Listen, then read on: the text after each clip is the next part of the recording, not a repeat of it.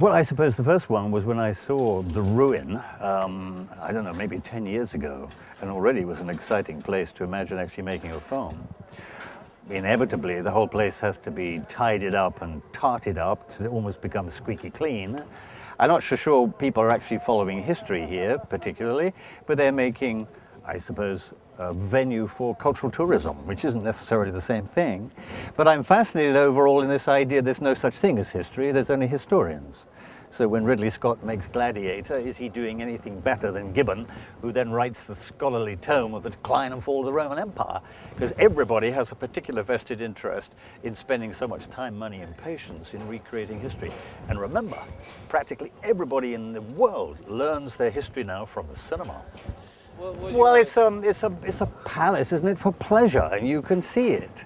And I have to say, and I hope I'm not being in any way discourteous, but it's not first rate. It's in a way, it doesn't equate with the glories of what you would find, for example, in Versailles.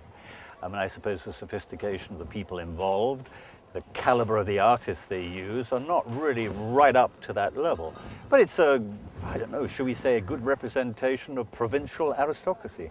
Well, the title of our sort of sub-project here, because of course the project's much bigger than just our contribution, is this notion of peopling the palaces. You have the architecture, you have the tapestries, you have the furniture, you have the paintings. Where are the people? And it's the people that make a place.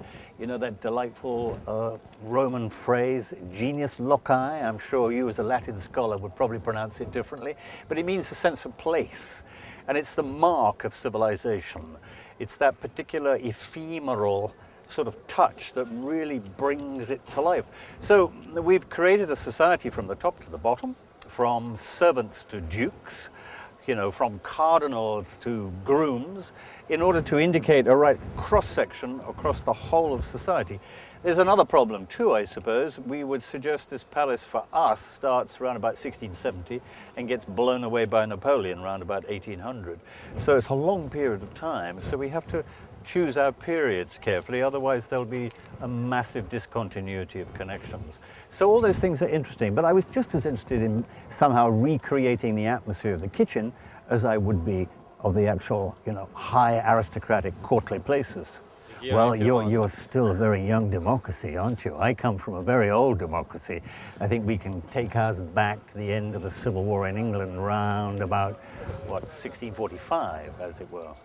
But it's a big and enormous subject matter.